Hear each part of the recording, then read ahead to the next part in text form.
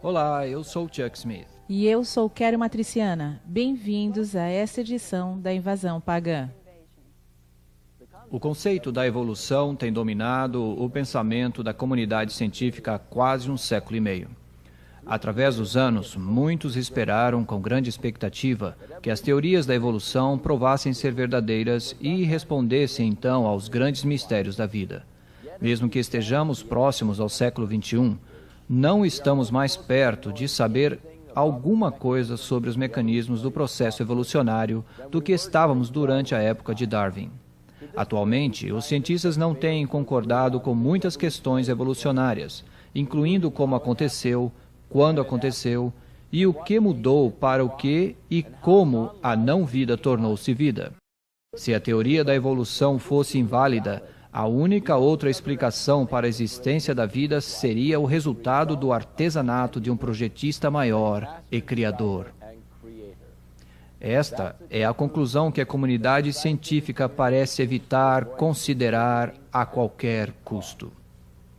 A maioria das pessoas tem a impressão de que Charles Darwin descobriu a lei da evolução e que isso é um fato moderno científico. Esta afirmação, entretanto, não é verdadeira. Os gregos antigos, os místicos indianos e muitas outras culturas acreditavam em várias formas de evolução através dos tempos. O que Darwin fez foi polarizar a teoria da evolução em 1859, com a publicação do seu livro A Origem das Espécies pela Seleção Natural. Darwin foi considerado ser o responsável, talvez, pela mais fundamental de todas as revoluções intelectuais na história da humanidade. Mesmo neste livro, ele não dá nenhuma evidência científica para a evolução, não cita nenhum exemplo de novas espécies resultando da seleção natural, não produz exemplos de formas transitórias e não documenta nenhum mecanismo evolucionário. Darwin não foi o cientista brilhante que a maioria pensa ter sido, mas um teólogo e, surpreendentemente, um maçom. De fato, sua única instrução formal foi em teologia na Universidade de Cambridge, na Inglaterra.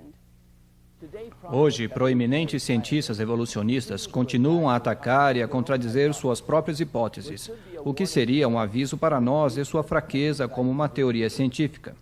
Apesar disto, esta crise não parece desalentar ou desencorajar sua promoção. As instituições públicas, tais como museus, bibliotecas, escolas e universidades, continuam a propagar a evolução como se a comunidade científica concordasse com ela, como sendo um fato. No decorrer deste programa, vamos estar falando com líderes cientistas de todo o mundo. Analisaremos suas questões e examinaremos a evidência. A evolução realmente traz a resposta para a nossa existência ou poderia ser o engano do século?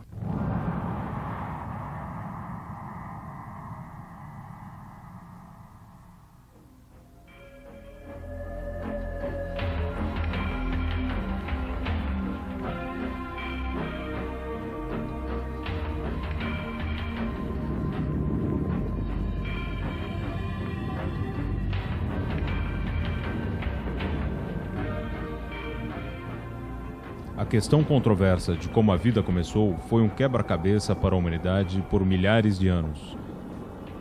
Há duas escolas de pensamento. Uma ideia é de que Deus é o mestre da natureza, o Criador e o governo do universo, que projetou cada tipo de vida na Terra com intenção deliberada. Este conceito é conhecido como ciência da criação, ou aparição abrupta. Uma visão oposta ao qual é predominante na sociedade e comunidade científica de hoje é conhecida como evolução. Esta ensina que a matéria sem vida não intencionalmente transformou-se em vida e se desenvolveu com o tempo. As formas unicelulares progrediram para formas multicelulares mais complexas, resultando no desenvolvimento atual do homem. Os princípios da evolução influenciam cada aspecto de nossa sociedade. Em todo o mundo, museus de prestígio exibem as perspectivas evolucionárias. Os parques nacionais e os pontos históricos tornaram-se mostruários de informação evolucionária. Revistas de ciência, publicações de geografia e de história natural, os livros das crianças e a televisão especialmente apresentam a evolução para o público como fato verdadeiro. Muitos dos filmes mais populares de hoje, parques de diversão e mesmo propagandas de TV promovem os conceitos evolucionários para ganhar audiência. Os livros e textos que desenvolvem as teorias evolucionárias são leitura obrigatória para os estudantes das escolas, faculdades e universidades públicas. A evolução tornou-se a base para a maioria das disciplinas científicas, incluindo a paleontologia, geologia, biologia e astronomia. O objetivo de muitos cientistas é eliminar as explicações sobrenaturais que provêm respostas naturalísticas. Consequentemente, muitos têm que rejeitar a intervenção sobrenatural de Deus na criação milagrosa. As ideias paralelas de reencarnação e evolução têm estado sempre muito ligadas com as crenças ocultistas de muitas das religiões pagãs do mundo. Durante os meados do século XIX, esta filosofia ganhou subitamente respeitabilidade científica em todo o mundo através de um inglês, Charles Darwin, que se tornou conhecido como o pai da evolução. A opinião majoritária de hoje permanece no relato de um Deus criador que intencionalmente projetou cada forma básica de planta e animal. Embora um cristão, Darwin rebelou-se contra essa ideia e, na sua teoria, viu uma maneira de formular um processo sem um criador. This is the home of Charles Darwin between 1842 and 1882. It's in this study that Charles Darwin produced his great works. In fact, he used to sit in this chair. It's here he wrote his famous On the Origin of Species, published in 1859. Charles Darwin is a giant among men in the modern world because he developed the theory of evolution, which transformed the scientific world. The theory of evolution by natural descent was in vogue long before Darwin's time. What Darwin did was provide a rational explanation of how it might have operated. So rational indeed that many people said, why didn't I think of that? Many people felt most comfortable. As far as Darwin was concerned, he was their hero. He provided the explanation that they were seeking. Modern science was born in 1620 when Lord Bacon wrote Novum Organum. Between 1620 and 1860, most scientists believed in the creator and in the creation of man. Today, few scientists believe in creation or a creator. What happened? Who were some of the molders of the modern mind? Standing here by Thomas Huxley in the Museum of Natural History. He's been called Darwin's bulldog because he took the theory of Darwin and gave a forceful presentation of it. Huxley believed that you could explain everything in nature apart from the creator by pure natural laws. We have to remember that after all, creationism was what everybody thought not all that many years ago. And creationism was overthrown in the scientific community by evolutionary thinking. For the most part, Darwin's book was considered blasphemous by the average person in England at that time. Karl Marx, ateísta e originador do comunismo, ficou tão encantado ao encontrar um racionalismo científico na teoria da evolução que ele declarou que isto deu validade à sua nova filosofia.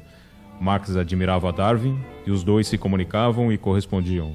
O próprio Marx dedicou o seu maior trabalho ateísta, O Capital, a Darwin. There were communists of the day, and Karl Marx was one of these, who saw Darwin's theory as giving scientific credibility to what was previously merely a philosophy. The philosophy of socialism, the philosophy of communism, it all became scientific and credible with Darwin's theory. As pessoas que inventaram o conceito de evolução, começando com o próprio Charles Darwin, e mesmo antes dele, chegaram a um conceito que começou com um vácuo. Então houve uma explosão naquele vácuo chamado de Big Bang, que criou a Via Láctea com mais de 200 bilhões de estrelas, todas circulando com complexa precisão. O resultado daquela explosão, tomando todo o caminho até o homem, sem Deus, agindo em todo lugar, em toda a direção. Esta realmente é a maneira como se tem ensinado em todas as nossas escolas de hoje. O propósito todo de Darwin era explicar toda a vida sem projeto e propósito, sem a necessidade de um criador, simplesmente pelos processos mecânicos ou naturais. Luther Sunderland, ex-engenheiro aeroespacial e autor do livro O Enigma de Darwin. O que é esta explicação materialista ou natural para a evolução? disse que no início da Terra, num oceano caudulento, alguns elementos químicos se aglutinaram e formaram espontaneamente a primeira célula de vida. Agora, isto não foi uma operação secundária, porque o mais simples organismo unicelular que nós conhecemos tem em seus genes e cromossomas tantos dados quanto havia letras na maior biblioteca do mundo. 1 trilhão de letras. De nenhum modo no mundo poderiam processos aleatórios ter organizado tantos dados. A maioria das formas de vida é composta de bilhões dessas células complexas que novamente se dispõem em perfeita ordem. A impossibilidade matemática do corpo humano ser formado acidentalmente supera a lógica de uma explosão numa loja de impressão, resultando na formação de um dicionário.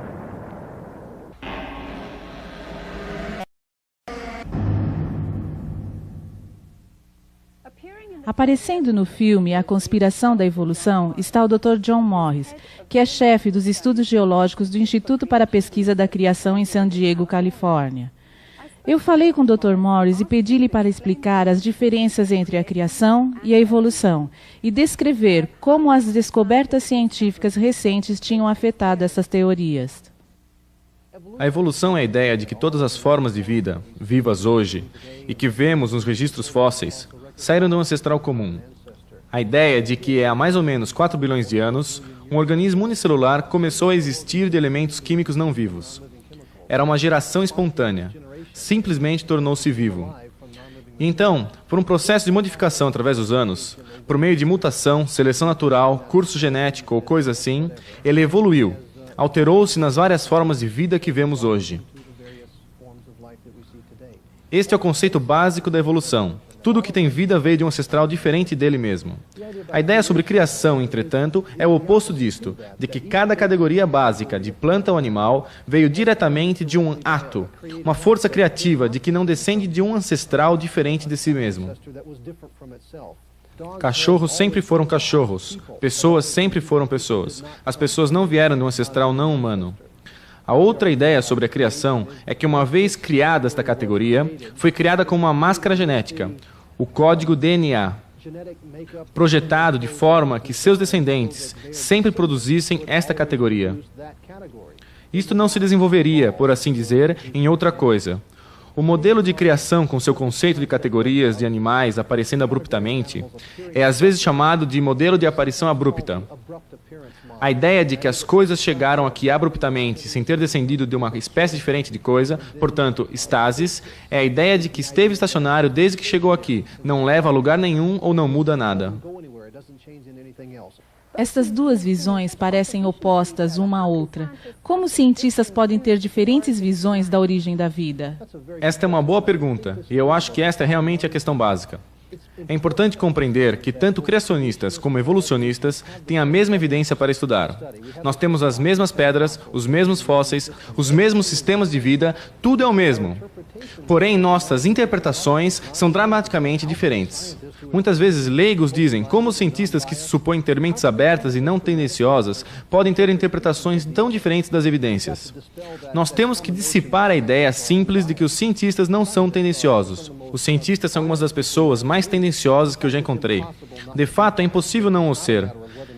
Não é um problema se você é ou não tendencioso, mas qual tendência você está seguindo. Meu argumento é que a tendência à criação é a melhor para se estudar a evidência. Os fósseis, que se tem considerado serem a prova da evolução, são agora reconhecidos por quase todos, inclusive pelos evolucionistas, quando muito um embaraço para a evolução. Porque o que o registro fóssil mostra, e todos os evolucionistas líderes dirão isto, é que as coisas apareceram abruptamente, como eles dizem, que chegaram aqui abruptamente. Agora, eles estão falando talvez de uma evolução rápida, mas dizem que o registro fóssil é caracterizado pela aparição abrupta e estasis. Mas esta é uma definição de criação. Os evolucionistas têm que dizer, bem, um grupo pequeno isolado desenvolveu-se tão rapidamente que não deixou fósseis transitórios entre essas categorias básicas de animais. E nós dizemos, como você sabe que isso aconteceu afinal? Mais de 1000 espécies estão se extinguindo anualmente. Isto chega a 3 por dia. Há alguma compensação para isso dentro da teoria da evolução?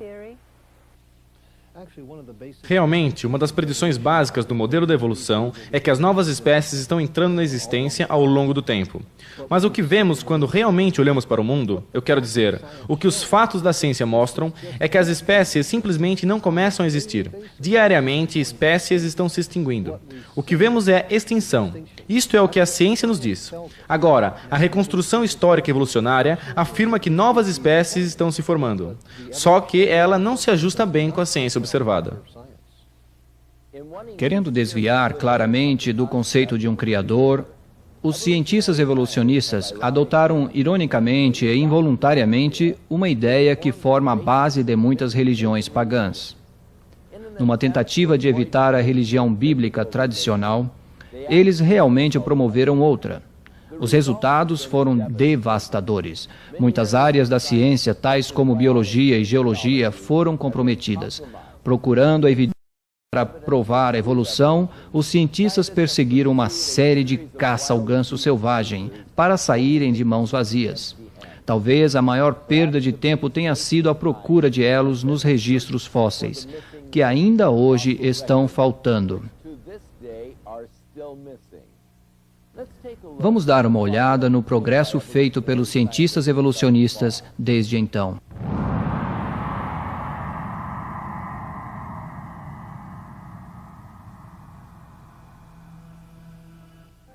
Se a evolução realmente ocorreu, deveríamos ser capazes de ver a evidência nos registros fósseis. Afinal de contas, este é um registro do passado. Mas se olharmos cuidadosamente, veremos que não há exemplos registrados de um tipo de animal mudando para outro. Não há formas transitórias.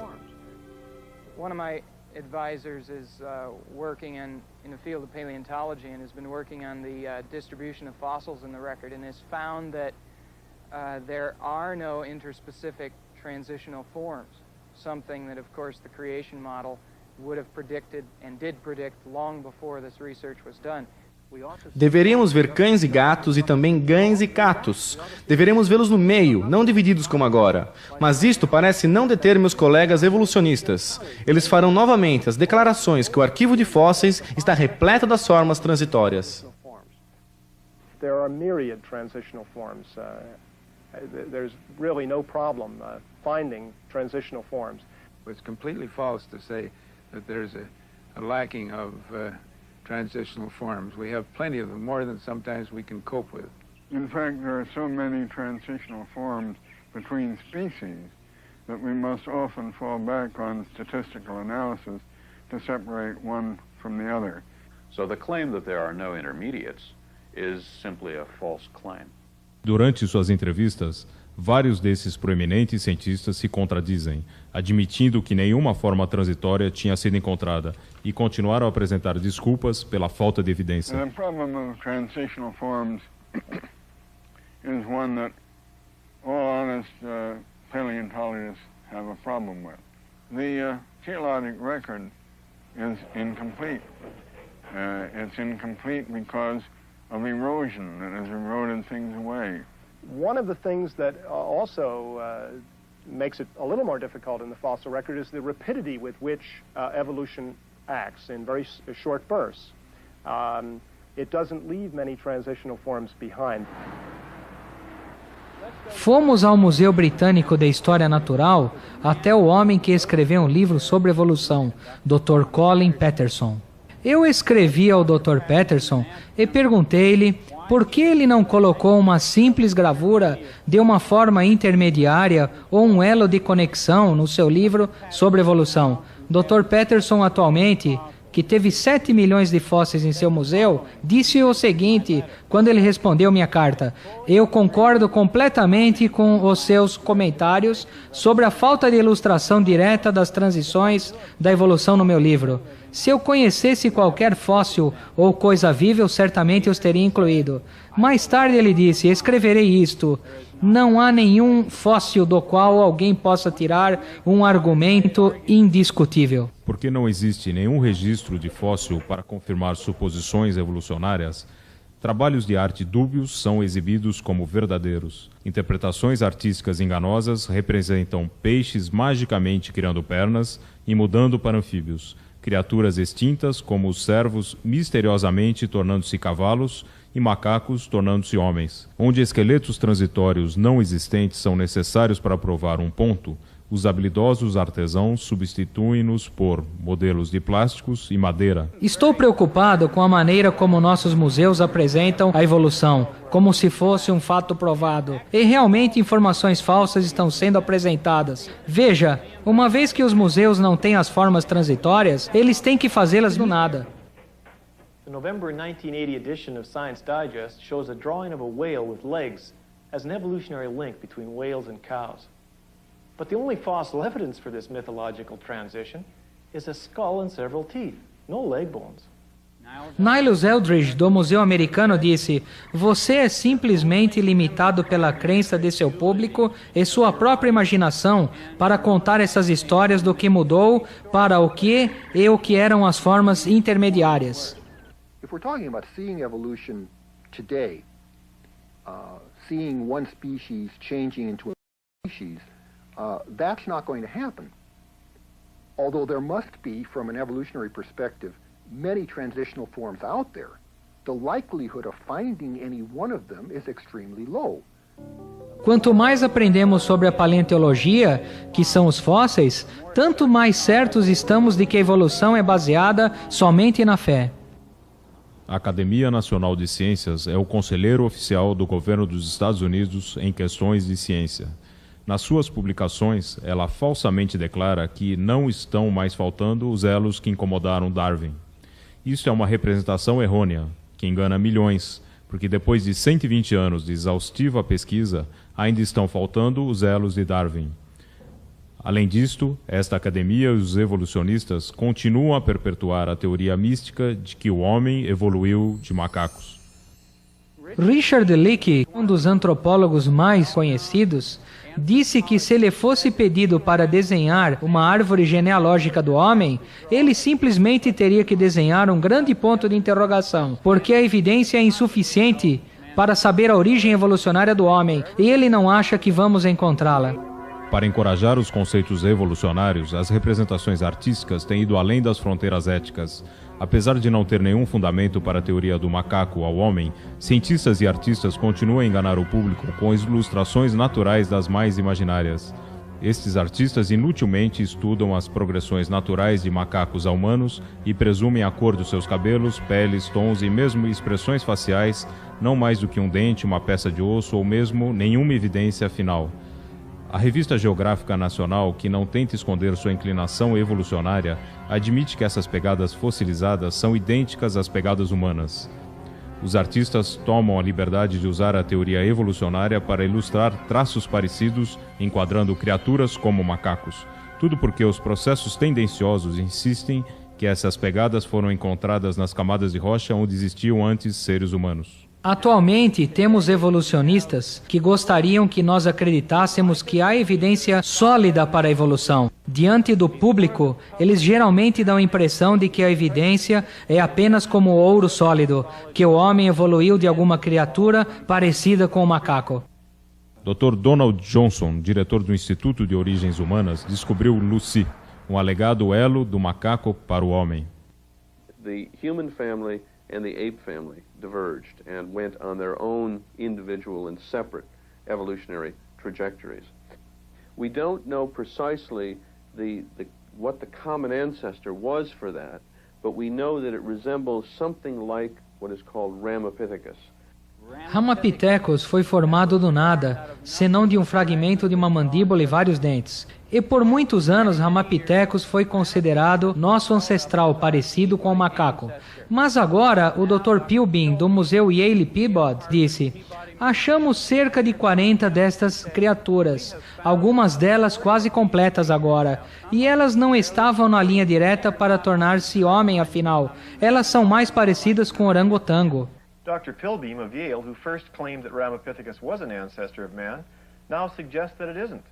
Yet evolutionists continue to cite Ramapithecus as an ape-man link.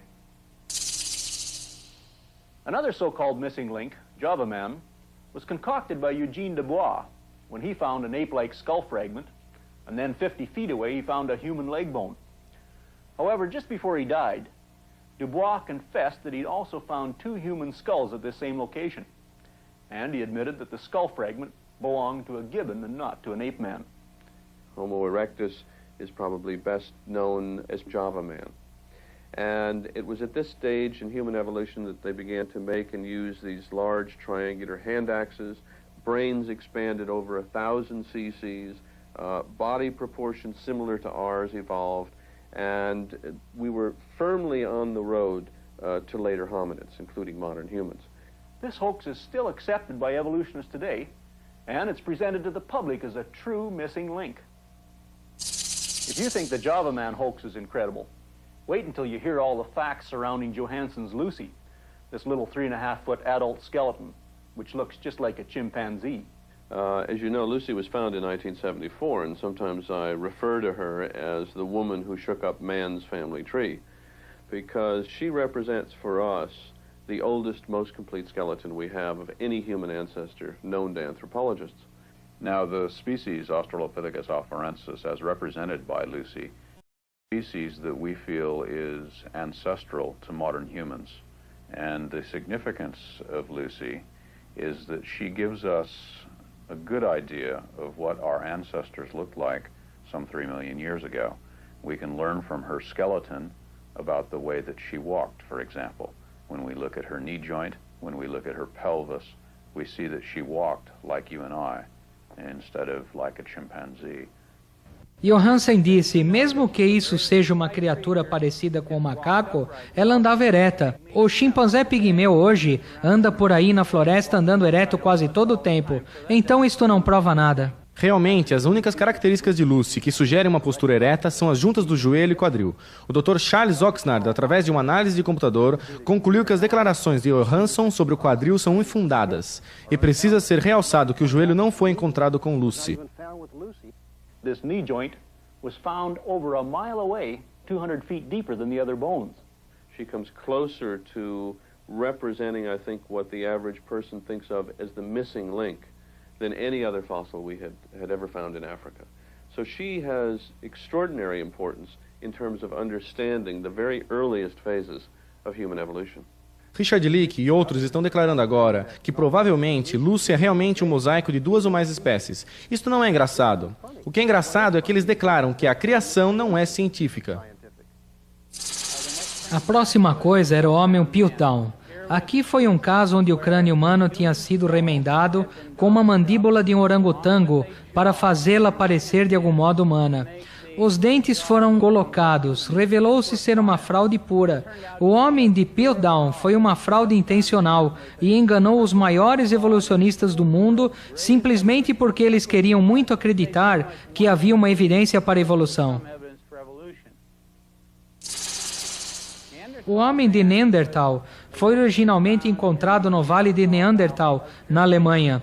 Estas criaturas, quase todas pareciam muito modernas. Mas muitas delas, 2 ou 3, tinham aparência animalesca, completamente inclinada.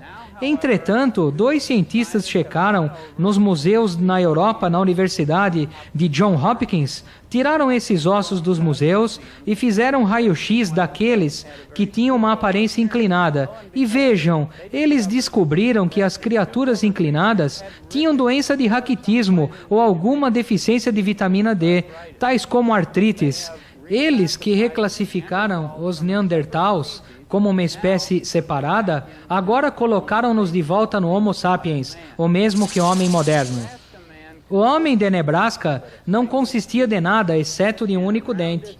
E em torno deste único dente, fotos foram tiradas mostrando uma criatura parecida com um macaco que tinha evoluído ao homem. Foi revelado mais tarde que este dente não era nada senão o dente de um extinto porco.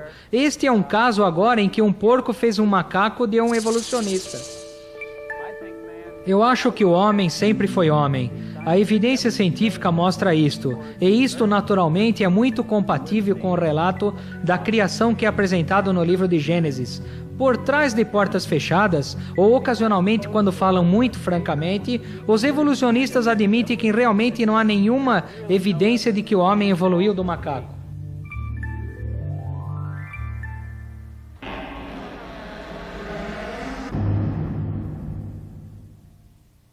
Obras de arte, museus e livros mostram a natureza da evolução. Qual a verdade por trás desses trabalhos?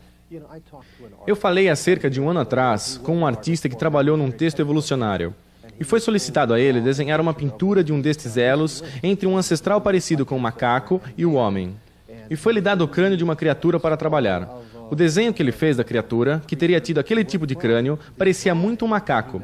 E quando ele a mostrou aos autores, eles disseram: "Oh não, isto nunca funcionará, você precisa fazer com que ele pareça mais humano." Então ele voltou e desenhou novamente e fez parecer mais humano. E eles disseram: "Oh não, isto ainda não está bom, você precisa fazer com que ele pareça claramente com um homem." E então ele teve que redesenhá-lo novamente e eles continuaram a rejeitá-lo. Finalmente ele disse: "Eu me recuso a mentir no meu trabalho de arte. Os fatos são que esta coisa é um macaco, não é um Elon, homem-macaco." Muitas vezes eu acho que a permissão e a imaginação artística substituem a boa ciência entre muitos colegas evolucionistas. Como a evolução trabalhou para tornar-se tão persuasiva em nossa sociedade? Estou convencido de que a razão pela qual a maioria das pessoas acreditam na evolução é porque a maioria das pessoas acreditam na evolução. Os fatos da ciência nunca realmente apontaram para a evolução, particularmente agora os registros fósseis. Os registros de vida no passado simplesmente não dão nenhum indício de que qualquer categoria básica de animal já tenha mudado em outra categoria básica. Mas somos ensinados assim nas escolas, e nós também somos ensinados que se você não acredita na evolução, você é uma pessoa ignorante, um fundamentalista ou algo assim. Mas na realidade, a evidência simplesmente não se ajusta e nunca se ajustou à evolução muito bem. E muitos evolucionistas que estão agora abandonando a evolução estão procurando por outra explicação para a origem das coisas. As escolas ensinam que a evolução é um fato. É conveniente para os cientistas declararem que a evolução é um fato? Eu me lembro do julgamento Scopes em 1925, quando argumentos usados em favor da evolução foram reprovados. Eles não foram mais considerados como prova da evolução, tal como o homem de Nebraska, considerado como um ancestral humano. Isto foi baseado num dente encontrado. E daquele dente foi construído não apenas a pessoa toda, mas a esposa, as crianças, a família, a comunidade, apenas de um dente. E foi descoberto mais tarde que o dente realmente nem era um dente humano, era de um porco. Nosso homem de Piltdown foi outro usado como prova e agora sabemos que Piltdown era uma fraude. Bem, estas coisas foram ensinadas como verdadeiras e as pessoas acreditaram na evolução por causa da prova que foi dada. Mas agora sabemos que estas provas eram de fato erradas. Mas as pessoas ainda acreditam na evolução. Por quê? Veja como isto funciona. Isto foi-lhes ensinado como um fato. Elas acreditaram nisto, fazendo com que as evidências não importassem mais. Estou convencido de que isto é muito destrutivo às mentes de nossos estudantes. Eles não são ensinados a pensar, a avaliar a evidência. Eles somente são ensinados a lembrar o que você ensinou. E então, se isto muda, você lembra coisa nova. É assim que funciona. Penso que esta questão da criação e evolução vai além apenas quando olhamos nas rochas e fósseis. Eu acho que isto é realmente uma questão fundamental.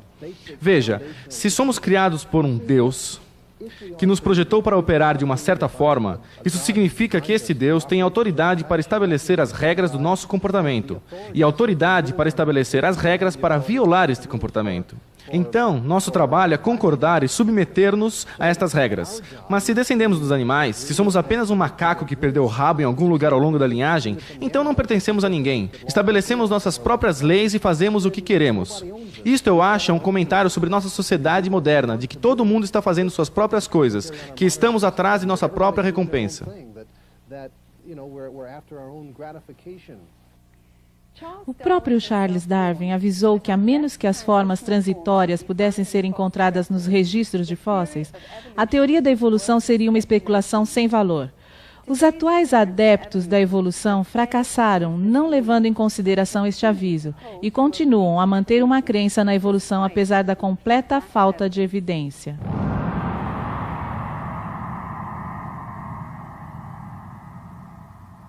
The evolutionists realize that they can no longer rely on the fossil record to give them any support.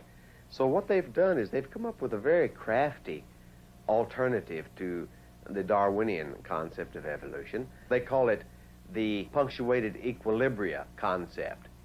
One of the really exciting developments in evolutionary theory in the last 10 to 15 years has been the theory that Instead of evolving very gradually over a long period of time, that evolution came in short bursts that were interspersed with much longer periods where virtually nothing happened.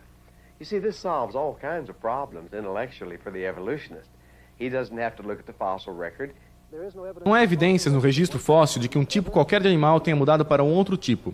O equilíbrio interrompido diz que populações isoladas de animais se desenvolveram rapidamente e não deixaram traço fóssil. Mas isto é um argumento de falta de dados. Não há formas transitórias, e isto foi usado então como a prova da marca da evolução chamada equilíbrio interrompido. E isto é uma péssima ciência. With this new information, we're trying to refine our view of evolution. And what's emerging is a much more powerful synthesis of the evolutionary theories. Estou convencido de que a ideia do equilíbrio interrompido é realmente uma tentativa desesperada para salvar a teoria da evolução. O equilíbrio interrompido, enquanto tentativa para explicar a falta de formas intermediárias entre as espécies vizinhas, nega a falar sobre a questão real que pergunta por que não há transições entre categorias maiores de formas de vida. Uma extraordinária resposta foi oferecida pela teoria de Goldschmidt, monstro esperançoso. Quem acreditaria, por exemplo, que um réptil pôs um ovo e um passarinho saiu rastejando do ovo, como Goldschmidt tinha dito sobre esta teoria quando ele superou isto? We are literally going back to the foundations of evolutionary principles and reevaluating once again the mechanisms whereby evolution takes place.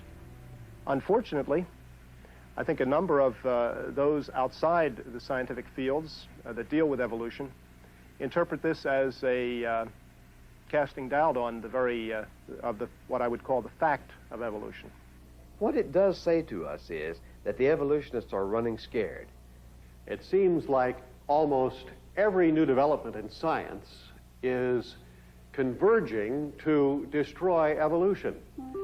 Whether we're talking about new discoveries in astronomy or in paleontology or biology, this is true. I just realized, finally, after studying all this material and thinking this thing through, that the evidence, the scientific evidence for creation is a lot stronger than the scientific evidence for evolution. In the last decade, most of the basic pillars upon which evolution has stood have collapsed, and the theory is in chaos. Now, unfortunately, at this time, the evolutionists are crying louder than ever before that evolution is a fact. Well, it's my personal view that evolution is a dead certain fact. Evolution. There is no question that it happened. The geological record cannot be explained in any other way than through the evolutionary process. Muitas vezes você ouvirá a declaração de que a evolução é um fato, mas um cientista deveria saber mais do que fazer uma declaração como esta. Se a evolução realmente ocorreu, não foi observada e, portanto, está fora do domínio da ciência. É inacessível para os cientistas e os métodos científicos. Muitos dos meus colegas evolucionistas estão mostrando teorias um tanto quanto bizarras. Parece que eles reconhecem que a evolução não faz muito sentido cientificamente, e então eles são forçados a mostrar estas ideias imaginárias inacreditáveis. Por exemplo, alguns agora reconhecem que a geração espontânea de vida, a partir da não-vida, é cientificamente impossível. Então, o que eles fazem?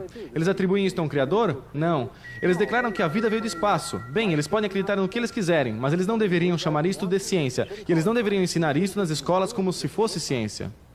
A evolução é simplesmente uma questão de contar histórias ao invés de dados reais científicos. A ciência costumava ser a busca da verdade. Agora parece que ela se deteriorou na busca de uma história acreditável. Os cientistas podem criar a mais plausível história de pesquisa e podem imprimi-la ou conseguir a mídia para falar. Isto é o que os torna famosos. Eu posso dizer isto como cientista. Eu vejo evidência zero de que evolução tenha ocorrido ou de que isto esteja acontecendo hoje. One scientist I spoke with said that even if evolution is not true, there's no way it could ever be retracted because it had gone too far. Millions of textbooks would have to be reprinted, and museums all over the world would have to tear down their exhibits. Society would never trust science again.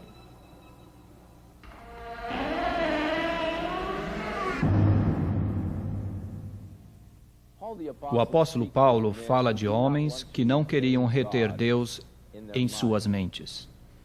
E esta é a única razão por que a teoria evolucionista ainda permanece. Porque ela oferece ao homem a explicação para a sua existência sem Deus. Mas como o apóstolo Paulo também disse, dizendo-se sábios, tornaram-se loucos, e trocaram a glória do Deus incorruptível em semelhança da imagem do homem corruptível, e adoraram e serviram à criatura mais do que o Criador, que é bendito eternamente. Este é o problema, a adoração da criatura ao invés do Criador. Mas isto em si mesmo é irracional.